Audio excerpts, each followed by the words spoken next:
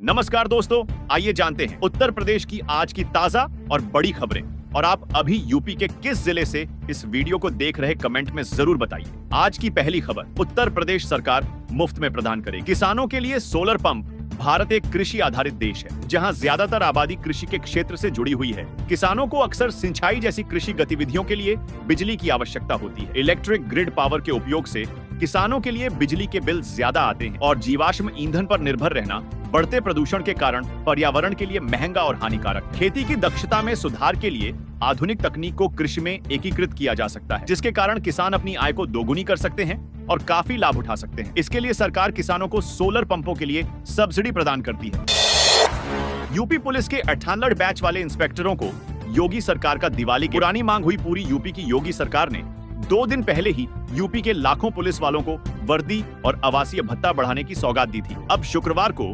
1998 batch के इंस्पेक्टरों को Diwali gift दिया है। इस बैच के 80 इंस्पेक्टरों को डिप्टी एसपी बना दिया गया है। इस बाबत आदेश राज्यपाल आनंदीबेन पटेल ने जारी कर दिया है। आदेश के साथ ही ये इंस्पेक्टर अब डिप्टी एसपी बन गए हैं। दिवाली पर घर पहुंचने में किसी को न हो तकलीफ, आज से रोडवेज का खास इंतजाम। दिवाली पर किसी को घर पहुंचने में तकलीफ न हो, इसके लिए आज से यूपी रोडवेज ने खास इंतजाम किया है। दिल्ली, मुंबई, पंजाब, राजस्थान, गुजरात की ट्रेनों से लखनऊ पहुंचने वालों का सिलसिला शनिवार से शुरू हो जाएगा। ऐसे यात्रियों को लखनऊ से दूर दराज घरों तक पहुंचाने के लिए रोडवेज ने कमर कस ली है। परिवहन निगम प्रशासन 26 अक्टूबर से बसों की अतिरिक्त सेवाएं हर शहर के लिए चलाएगा। लखनऊ से हर मार्ग पर करीब 325 अतिरिक्त बसों की सेवाएं शुरू होंगी। यात्रियों को लखनऊ में ये बसें चारबाग, आलमबाग, कैसरबाग और अवध बस अड्डे से मिलेंगी। यात्री बसों में ऑनलाइन भी सीट बुक करा सकते हैं। इसके लिए upsrtc.com पर जाना होगा, जहां लखनऊ से विभिन्न शहरों के बीच साधारण और एसी बसों में एडवांस और तत्काल में सीटों की बुकिंग कराने की सुविधा दी गई है। प्रदेश सरकार प्रधानमंत्री उज्ज्वला योजना के लाभार्थियों को मुफ्त एलपीजी सिलेंडर रिफिल प्रदान कर रही है, लेकिन इसका लाभ सिर्फ उन्हें ही मिलेगा जिनका आधार बैंक खाते से लिंक और प्रमाणित होगा। प्रदेश में 1.67 करोड़ उज्ज्वला लाभार्थी, जिनमें सिर्फ 1.08 करोड़ का आधार प्रमाणित। योजना के तहत प्रथम चरण में अक्टूबर से दिसंबर और द्वितीय चरण में जनवरी से मार्च 2025 तक लाभार्थियों को 2 रिफिल सिलेंडर निःशुल्क वितरित किए जाएंगे। आयुक्त खाद्य एवं रसद सौरभ बाबू ने बताया कि लाभार्थियों के आधार प्रमाणन की प्रक्रिया तेजी से पूरी की जा रही है। जैसे जैसे वे प्रमाणित होते जाएंगे, उसी क्रम में लाभार्थियों को योजना का लाभ दिया जाएगा। उन्होंने साफ किया कि लाभार्थियों को पहले रिफिल सिलेंडर का भुगतान करना होगा, जिसके बाद सरकार की ओर से दी जाने वाली सब्सिडी उनके आधार प्रमाणित बैंक खाते में तेल कंपनियां भेजेंगी।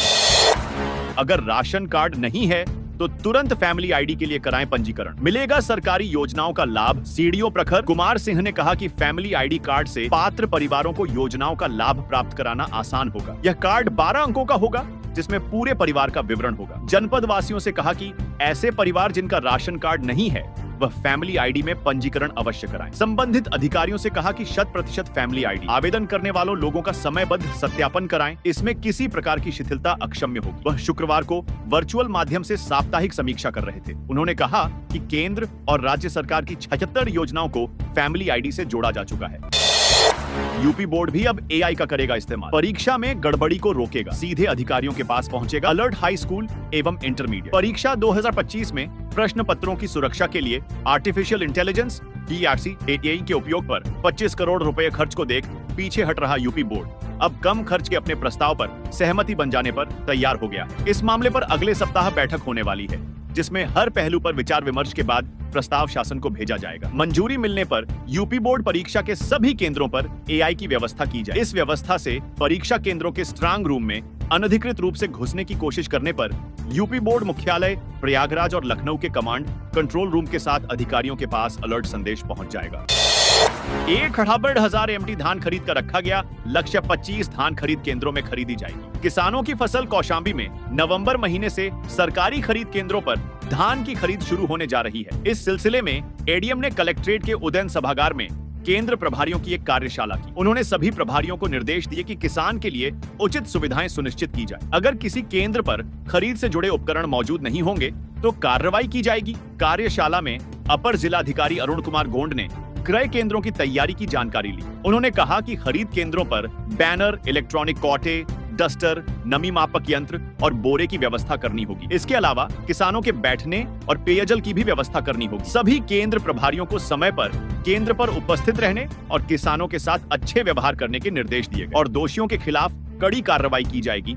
अपर जिलाधिकारी ने जिला कृषि अधिकारी को निर्देश दिया कि वे किसानों के लिए गोष्ठियों का आयोजन ताकि खरीद योजना का व्यापक प्रचार प्रसार किया जा सके। उन्होंने कहा कि धान की खरीद में लापरवाही या अनियमितता होने पर दोषियों के खिलाफ कड़ी कार्रवाई की जाएगी। जिले में कुल 25 धान क्रय केंद्र खोले गए हैं और खरीद का लक्ष्य 68,000 मीट्रिक टन रखा गया है। इसे पूरा करने के लिए सभी केंद्र प्रभारियों और एजेंसियों को निर्देश दिया गया है। इस मौके पर जिला खाद्य विपणन अधिकारी, जिला कृषि अधिकारी और अन्य संबंधित अधिकारी भी उपस्थित रहे।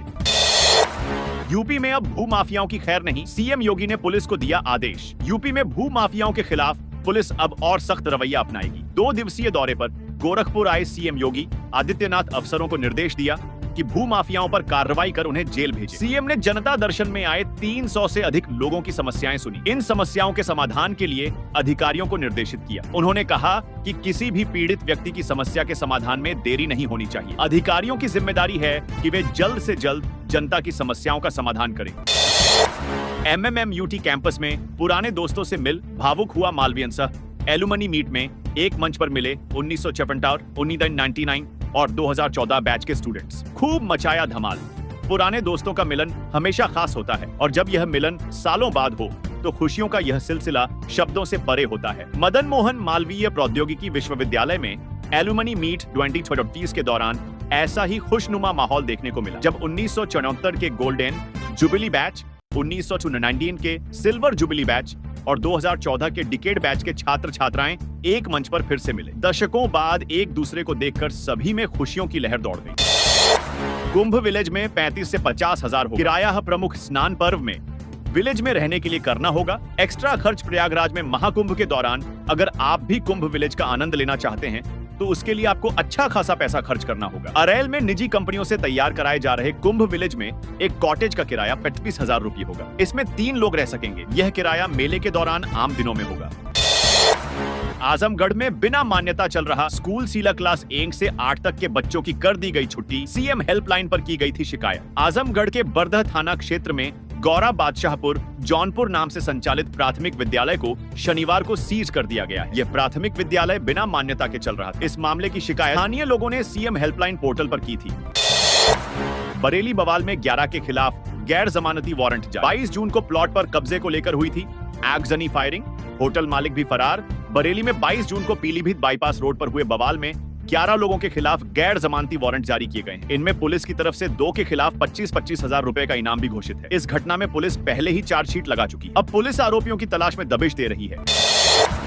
ललितपुर में पीसीएफ गोदाम से 1477 बोरी खाद गायब। प्रबंधक ने भंडार नायक समेत 2 पर दर्ज कराई एफआईआर। ललितपुर में पीसीएफ बफर गोदाम से 1477 खाद की बोरियों का गबन करने के मामले में पीडीएफ प्रबंधक ने भंडार नायक सहित 2 के खिलाफ एफआईआर दर्ज कराई है। गायब हुई खाद की बोरियों की कीमत 19,44,500 रुपए है। रिपोर्ट दर्ज कराते हुए पीसीएफ प्रबंधक आनंद कुमार सिंह ने बताया कि जिले के ग्राम बिघाखेत में बफर गोदाम है जिसमें प्रीपोजिशनिंग योजना अंतर्गत 300 मीट्रिक टन 48,000 बोरियां इफको डीएपी 1 अक्टूबर से मंगाई जा रही हैं। इस गोदाम का चार्ज भंडार नायक रवि भूषण कुशवाहा के पास, जिसका स्थानांतरण 30 जून को जिला प्रतापगढ़ हो गया। लेकिन ट्रांसफर होने के बाद भी प्रीपोजिशनिंग योजना नामित भंडार नायक को नहीं दिया गया।